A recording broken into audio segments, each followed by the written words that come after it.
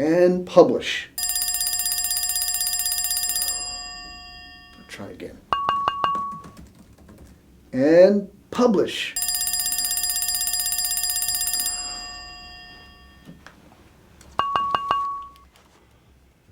It's frustrating. You pour your heart, mind, and soul into a piece of content, hit publish, and hardly anyone shares it. Wondering why that keeps happening? Here's why.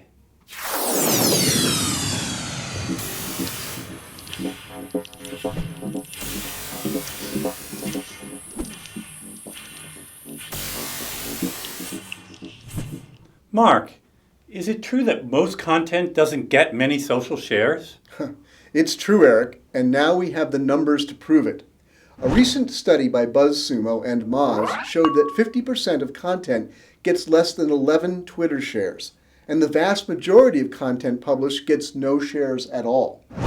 But is the number of social shares always the best measure of the success of a piece of content? No, not at all. In fact, content can still be successful without social shares. It just depends on your goals for the content and how you market that content. For example, you might drive significant traffic to a post from your email newsletter.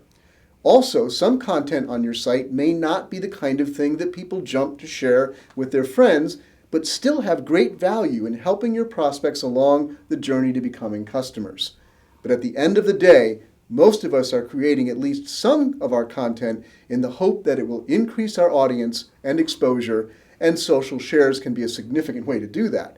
So if you're getting little or no shares for your content, it can get frustrating. So why isn't most content getting significant social sharing? Well, my friend Russ Jones over at Moz did an analysis of what he calls million-dollar content.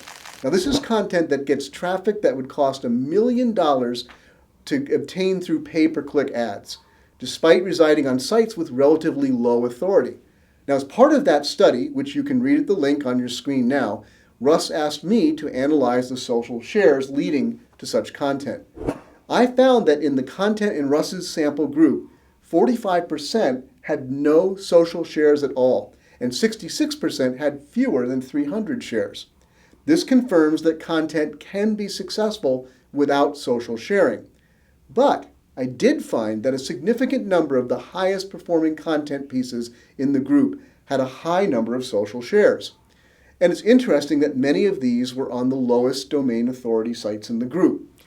Interesting. So what were some of the common characteristics of those content pieces that were so highly shared? Well, one factor was having content elements that are highly optimized to appeal to a certain audience, or even the typical audience of a particular platform.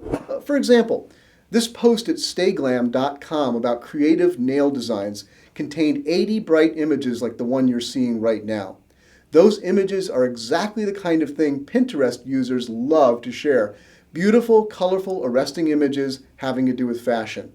So, not surprisingly, the post has nearly 1 million shares on Pinterest. And by the way, the post itself had no social sharing buttons. This shows that when content is very appealing to an audience and evokes an experience they want to share with others, people will go out of their way to share it. Another content type that tends to get more shared is how-to content.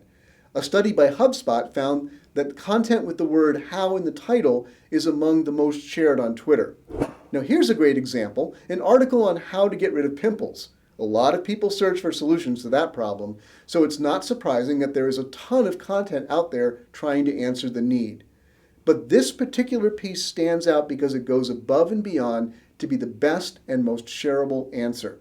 For example, they included some useful and visually appealing infographics. And once again, this is an example of a post people found so useful and informative, they went out of their way to share it. Like the nail design post, this one also had no social sharing buttons, yet it got over 73,000 shares.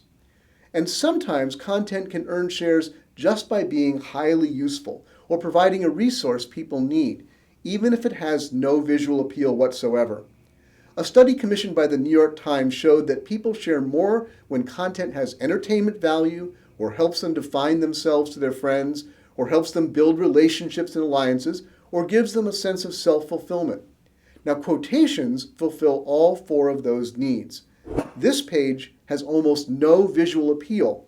It's just a long list of inspirational quotes, but a lot of people recognized it as a cool resource for something they like, and so it gained over 15,000 social shares.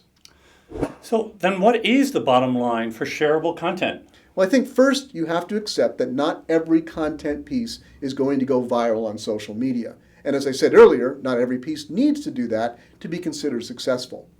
But we're seeing that posts that do get highly shared tend to have one or more of the following characteristics. First, they may contain elements that appeal highly to a particular audience or platform. Second, they may be highly useful, providing the best answer to a question that many people ask. And finally, they may speak to very basic human needs that help bring people together in social groups. Thanks, Mark. Okay, content creators, your job is now to decide whether social shares is a worthwhile or even necessary goal for your content. And if it is, then to build the best possible content that addresses the areas that Mark just shared with you. And if you found this content to be useful, then what should you do? Oh, I know. You should share it with others. And thanks for doing that. And be sure to join us for the next episode of Here's Why, for part 2 of this series, where I'll explain why your content isn't getting more links. We'll see you then.